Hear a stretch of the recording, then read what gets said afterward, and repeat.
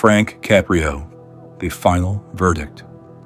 Frank Caprio, the judge who moved the world with his humanity inside Providence's courtroom, left millions in shock. Known for turning hearings into lessons of life, he eventually faced his own final verdict, far from the cameras, against something no judge could ever overrule.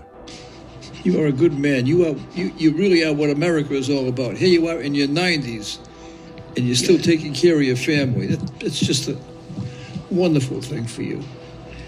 Well, how old is your son? 63. Yeah. And Daddy's still taking care of him, right? I only drive when I have to. Yeah. You see that young man over there? That's my son. Now, he's looking at me saying, Dad, when you're in your 90s, you're going to be driving me around. You're setting a bad example for my kid. You're putting a lot of pressure on me.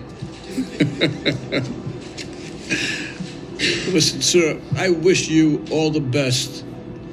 I wish the best for your son, and I wish you good health. And your case is dismissed. Good luck to you, and God bless you. Thank you. What happened? Born in 1936, Frank Caprio was more than a magistrate. He became a symbol of compassion, turning simple traffic violations into powerful human stories that went viral online. His show, Caught in Providence, reached hundreds of millions of views and transformed him into an international figure.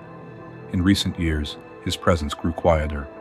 In December 2023, Caprio publicly revealed that he was battling pancreatic cancer. By 2024, he celebrated the end of a round of radiation therapy.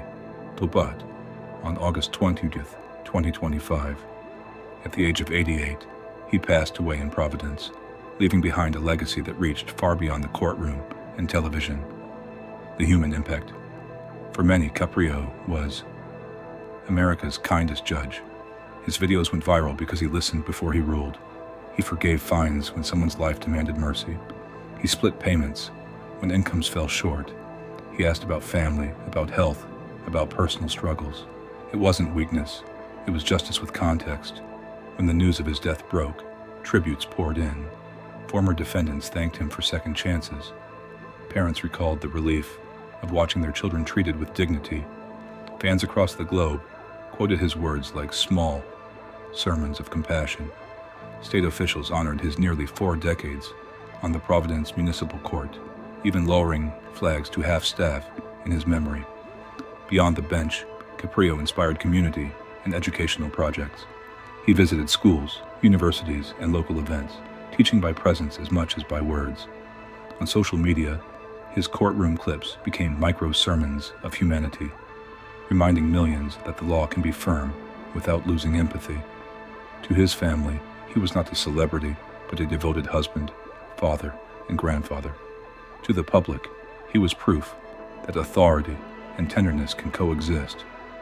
The clinical cause, pancreatic cancer, most often pancreatic ductal adenocarcinoma, is called the silent killer because it grows without clear symptoms in its early stages. The pancreas, tucked behind the stomach, produces digestive enzymes and hormones like insulin. When tumors develop, they can block ducts, disrupt digestion, and spread aggressively into nearby nerves and blood vessels. Common symptoms include abdominal pain, radiating to the back, unexplained weight loss, fatigue, nausea, pale stools, and dark urine caused by jaundice when the bile duct is compressed. In advanced stages, patients may develop sudden onset diabetes, malnutrition, and blood clots. But why is it so deadly? Late diagnosis. Symptoms are vague, so the disease is often discovered only after it has spread to the liver, peritoneum, or lymph nodes. Low surgical options. Only about 15 to 20% of patients are eligible for surgery at diagnosis, such as the Whipple procedure. Limited response to treatment. Chemotherapy regimens like FOLFIRINOX or gemcitabine with nab-paclitaxel along with radiation can extend life and ease symptoms, but cures are rare. Survival rate. Even in top cancer centers, the 5-year survival rate remains low, around 12%. Caprio's progression reflected the typical course of advanced disease.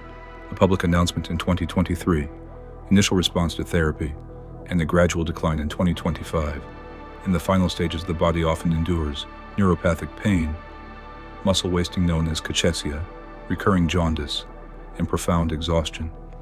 The end usually comes from multi-organ failure, driven by relentless tumor progression. Frank Caprio has left, but his mark remains. He proved that compassion can be as powerful as law.